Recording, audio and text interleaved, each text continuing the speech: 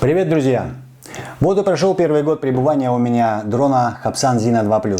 Надо сказать, что самый первый дрон этой марки прожил у меня недолго и после первого неудачного полета вернулся в Поднебесную. Второй же дрон оказался более удачливым, и его хозяин, наученный горьким опытом, уже не совершал подобных ошибок. Итак, подведем итоги.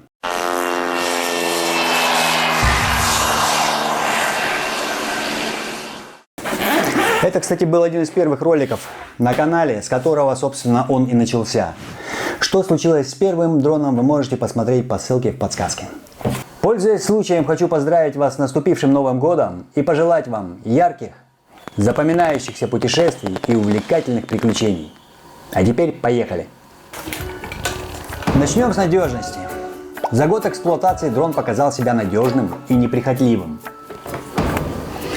Благодаря моим экспериментам он трижды падал на бетонный пол, нырял в сугроб с головой, после чего сушился неделю, но без последствий продолжил свою работу. Без проблем летал при низких температурах до минус 37 градусов и участвовал в многочасовом зимнем восхождении на гору Аргыджек. А поломка заключалась в повреждении проводки к одной из ног, которая вылезла, конечно, в самый неподходящий момент на Горном Алтае, оставив меня без футажей со всем известного места, именуемого Марсианскими полями. Проблема решилась быстро и достаточно бюджетно. Ремонт занял 2 дня и 1500 рублей денег.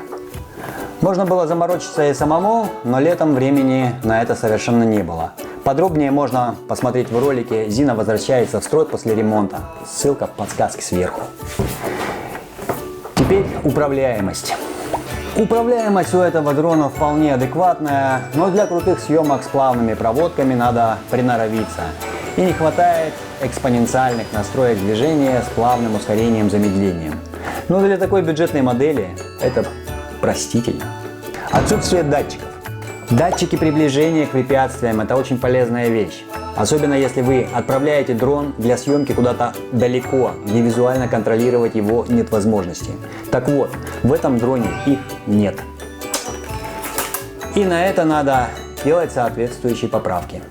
За год эксплуатации у меня было как минимум 5 случаев с миллиметровыми пролетами мимо домов, цепляниями веток деревьев, 2 из которых завершились успешно, а одно стало причиной падения в глубокий снежный сугроб. Зацепился, рубит дерево! Упал! О, снегоступа даже не снимал, он знал, что он это сделает. Качество видео. Если снимать в условиях хорошей освещенности в ясный солнечный день, то кадры получаются очень симпатичными. А наличие 60 кадров в секунду в 4К режиме делает движения и быстрые пролеты плавными и красивыми. Плюс можно еще и слоумо замутить. В общем, можно сказать, что качество съемки за эти деньги вполне приемлемое. Если не согласны, можете глянуть мои ролики с Турции и с Алтая. Ссылки на них я приложу ниже в описании к этому видео, а от вас жду комментарии, годные они или нет. Про фотовозможности я говорить ничего не буду, потому что в формате RAW этот дрон не снимает от слова совсем, а JPEG так себе. Не заточен он под фотографию, проще потом надергать стоп-кадров с видео, чем специально с этим заморачиваться. Если у кого-то есть другой опыт, черканите в комментариях. Теперь же хочется затронуть реально сильные стороны этого дрона. Да, они у него есть. Первое. Ветроустойчивость. Надо сказать, что в спорт-режиме этот дрон может развивать скорость до 72 км в час. Это очень много. Мне удалось протестировать его в реально сильный ветер, когда в порывах он достигал 15 метров в секунду и больше. У земли и выше дул так постоянно. Видно, что тяжело, убирается, прямо нагибается вперед усиленно. В обычном режиме при наборе высоты он уже не мог держать положение, и его реально начало сдувать. Но переключившись в спорт, я без особых проблем смог вернуть его назад. Аналогичная ситуация у меня возникла и в Турции, во время поездки в Памуккале и полетов.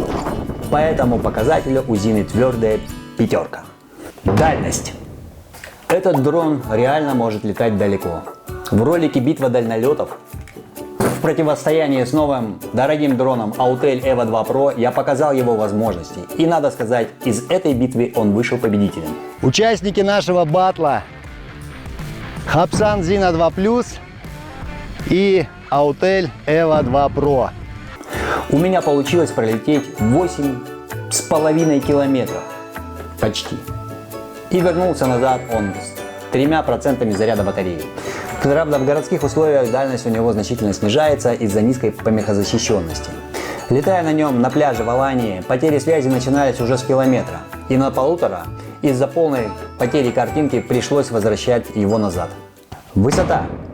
По высоте, когда у этого дрона вышла очередная новая прошивка с открытием высоты в 800 метров, я провел тестирование этой возможности и сильно порадовался, когда оказалось, что да, это действительно возможно. Но получилось так, что после следующей очередной прошивки эта возможность куда-то снова пропала. Кто-нибудь в курсе, в чем проблема? Неужели разработчики нас хитро кинули? Ну и напоследок хочу упомянуть еще про одно крутое свойство этого квадрокоптера, которое в некоторых случаях может оказаться очень полезным, а именно грузоподъемность. Я не проводил специальных тестов по этому параметру, но с уверенностью могу сказать, что полкилограмма этот дрон без особых проблем сможет поднять. Думаю, надо будет провести тестирование для того, чтобы быть уверенным, что этот дрон сможет доставить бутылочку пива друзьям, попавшим на необитаемый остров. В проекте Зина поднимает флаг, мы задействовали его для поднятия флага мишени на высоту 300 метров. Последнее приготовление, чтобы парашютист Wingsuiter попытался поразить ее. Нет, речь не идет про точное попадание в этот флаг. Необходимо было просто осуществить пролет рядом с ним. И Зина отлично справился с этой задачей, несмотря на размер флага. Хотя тут возникла масса нюансов, и проект все еще не закончен. Закончим мы его, я думаю, весной, поэтому не забываем подписаться, чтобы оставаться в курсе этой темы. Вес флага при этом был, конечно, намного меньше, чем полкило, но учитывая его огромную парусность, в некоторые моменты он создавал динамическую нагрузку существенно больше этого веса. Да, еще один момент. Не могу обойти стороной проблему пресловутого унитазинга. Об этом феномене я узнал благодаря этому дрону. Точнее, его брату-близнецу, который показал ее во всей красе, разбившись при первом же полете.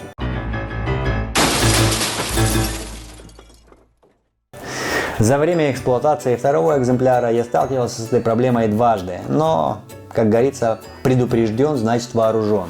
Без особых проблем удавалось избежать фатальных последствий, компенсировать начинающееся вращение и безопасно садить дрон. После повторной калибровки и смены места дислокации проблема исчезала. Кстати, за год эксплуатации ни разу не размагничивал его. Хотя сильно хочется попробовать сделать это и посмотреть, насколько ровнее и стабильнее он станет летать после этого. А то может это какой-нибудь плацебо. Да, это не DJI, не майвики-шмайвики. Но все же за свои деньги вполне качественный аппарат, подружившись с которым вы без проблем сможете летать на более продвинутых моделях известных брендов. И управление ими покажется для вас детской забавой. Ну и напоследок пара советов, если вы все же собрались приобрести это чудо китайского дроностроения. Во-первых, калибруйте по необходимости. Когда система запрашивает об этом, тогда и калибруйте. Перед каждым полетом это делать совершенно не обязательно. Во-вторых, если возникают первые признаки неуправляемого кругового движения, не ждите развития, садите быстрее. Меняйте место старта, калибруйте и пробуйте еще раз. Ну и в-третьих, не взлетайте, пока дрон не поймает все спутники и не разрешит взлет, если вы не делаете это в помещении. Прошивки на Zino 2 Plus выходят регулярно. Надеюсь, что производитель не стоит на месте и своими прошивками улучшает этот дрон. Чтобы не пропустить новые видео на канале, не забываем подписаться и включить колокольчик. Желаю вам хороших и безопасных полетов и до новых встреч на канале. Пока!